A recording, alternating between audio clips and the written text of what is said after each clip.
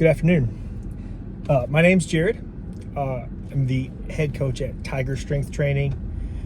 I'm married. I have 2 kids. I really enjoy working out. I really enjoy playing chess. I really enjoy playing video games, and I like traveling with my family. So here's the deal. Let me just lay all the cards out on the table. So I used to coach in person for years and years and years. I've coached over 1,000 people in person, and I really enjoyed it. Had a lot of good results with a lot of people. Around pandemic time, I moved on and did other stuff. I was in tech for a while. I'm still in tech, still dabbling around. But I've had people that coach me in person, people that I've coached in person, reach out to me and are looking for an online solution in order to keep the relationship with me going. And I was happy to do that because they were my friends, and because I want them to feel good and to be stronger and to be leaner and to be all the things. So we just kind of like half-assed it. You know what I mean? Google Sheets, Zoom, whatever, to make it work. But as time has gone by and I've been in other things and worked on other things, it kind of occurred to me that I could still do this thing that I love, and get to impact people's lives in a positive way, and I can do it online. And I mean, I've learned a lot since I've been coaching in person. I've learned so much more, and I think that I'm a more knowledgeable, more effective coach now than I ever have been. But online is a new game, and so here's the deal. So here's why I'm vlogging. I'm vlogging for a couple of reasons. So number one, I'm deep in an educational journey and the things that I'm learning, and I want to share those things, and I want to talk about those things as I'm learning them and as I'm developing them. And that doesn't just mean with my own training and the coaching of other people. It also just means any aspect of my life that may touch that in some way. So as I get better, I kind of want to put that on display, and I want to have a place to talk about it, like a diary or a journal. And then the second reason why I want to do this vlog is because I'm an old-fashioned fella, and I don't know anything about ads, and I don't know anything about sales funnels. I don't know anything about search engine optimization. What I know is building a relationship.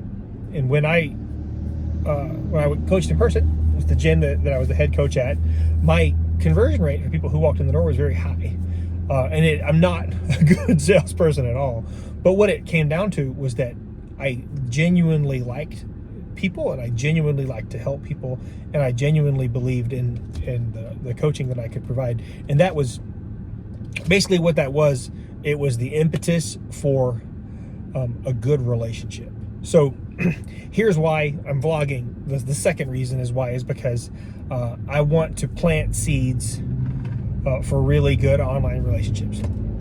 And what that means is for people who have never met in person, developing the feeling that they know me, that they like me, and that they trust me. So I'm just going to take my life and I'm going to put it out there, and I want to share. This will be really good for me, I think, and not just growing the business, but I think it'll be really good for me to have a place to think out loud, and a place to talk, and people to share stuff with. I'm really excited about it.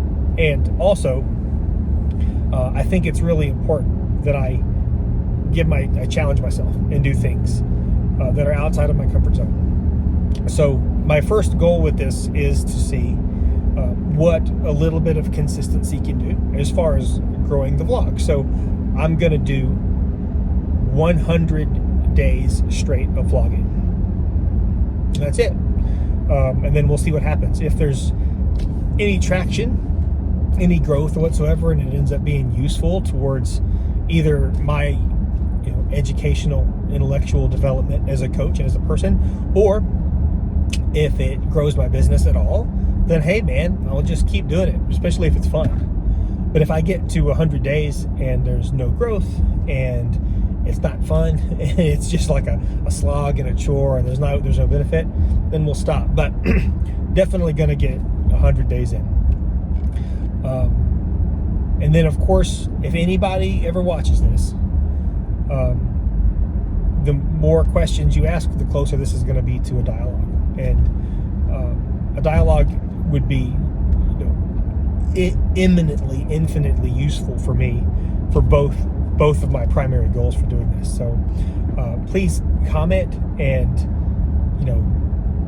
or just send me messages or whatever. I'm really looking forward to it. I'm actually on the way to the gym right now. Here's a quick little, intro to kind of where my training is now. So I've been training, well, actually full history. So growing up, I was very obese. And I mean like I was fat. I was a real fat kid. And because of that, once I finally got to, that post-pubescent age where I figured out that there were girls, I responded really dramatically to being fat, and I responded by not eating, and I responded by running like 20 miles a day as a preteen. And I got so small, so skinny that my mom was worried that I had an eating disorder, called vigorexia. It's basically like where you just burn so many calories a day that you can't eat enough to be healthy. I had to go to the doctor, and it was this whole big thing. But because of that, I just spent my whole life researching and thinking about fitness and thinking about nutrition, and I've earned a lot of really exciting, useful credentials, and I've let them all lapse. I don't hold anything now. I just have the experience that I have, and I have the people that I know, and the results that I've produced. Or those things never go away. But I've done a lot of stuff in the fitness world that I've been very proud of. I've been involved with organizations like Starting Strength and Barbell Logic and American Council of Exercise and Precision Nutrition and Rivero, and the list goes on and on and on. But essentially, I got to the point where when I got into working at the gym, it was because all I thought about every day anyway was just exercise and nutrition. And if I'm going to think about it all the time anyway, I might as well get paid to do it. And then as far as my own personal skills, the things that I seem to be good at, I seem to be really good at teaching. I seem to be really good at understanding complex things relatively quickly, and I seem to be good at explaining them in a simple way to someone else. So coaching was just a natural kind of place for me to go. But my training has been almost exclusively strength training, because I really fell in with Mark Rippetoe and the Starting Strength crew for a long time. And I got pretty strong, I think. I was never, like a world-class athlete. I have very poor genes. So I never was extremely impressive. But I went from, squatting 100 something pounds to squatting in the mid 400s. And I was, pulling 500 pounds and bench pressing 300 pounds. And that was all wonderful. But I started to hit a plateau not too long before I kind of parted ways with Starting Strength. And I didn't part ways with Starting Strength for I don't think they did anything wrong or I did anything wrong. The pandemic just made things complicated. But once I kind of got out on my own, I started researching other stuff, and I learned a lot from some powerlifting specific coaches and some strongman specific coaches, and a lot of different people have a lot of different ideas about nutrition.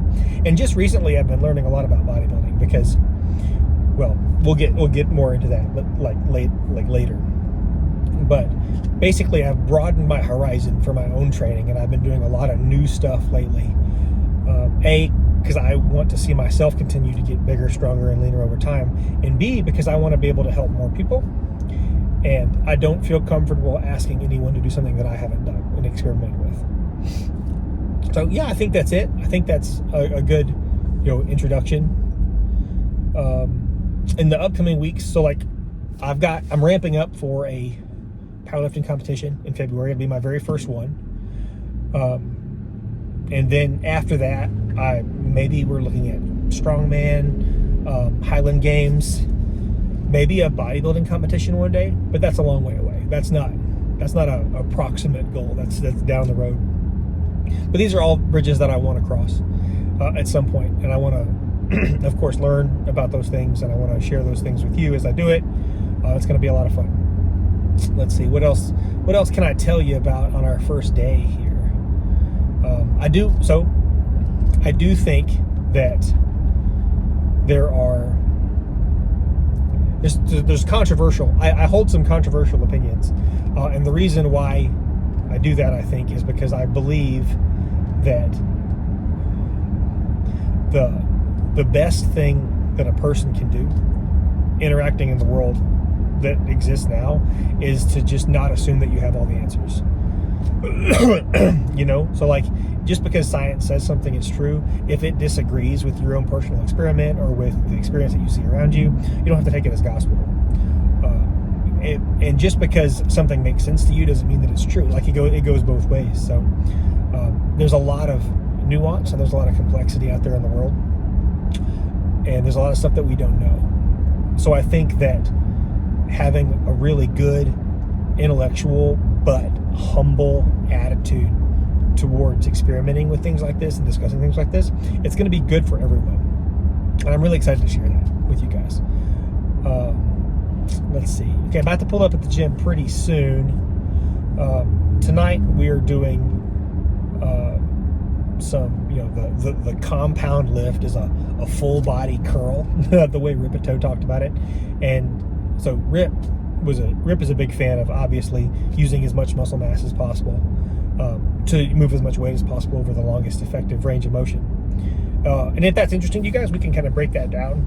But I wanted to add a caveat of a fourth thing, and something that I think a lot about is what exercises have the largest training effect. Like, some exercises might use more muscle mass in a longer range of motion, but they may not produce more growth or change in your body over time. So I think that the training effect is something that you should consider. But anyway, my big compound lift today is just going to be a 2-hand barbell curl, and I'm gonna swing with my hips, and I'm gonna use my front delts to get it up to my chin. I'm gonna do the lift with as much muscle as possible, with as much weight as possible, and then after that, I'm going to move on to some accessory work, some, bodybuilding style volume, and it's going to be all isolated stuff for biceps, and then it's going to be isolated stuff for my wrist flexors. So that's these right here, and that's it. It's probably my shortest day of the week. If people watch this have any interest in like seeing what these workouts look like, or looking at how the program has been designed to move forward over time, I'd be happy to share it with you. But hey, just let me know. Until then, I'm just going to keep talking and sharing what's been going on in my life. Thank you so much. I'm happy that you're here, and I'm very grateful now for all the abundance that comes to me effortlessly, easily, on a consistent daily basis. And I'm grateful for you.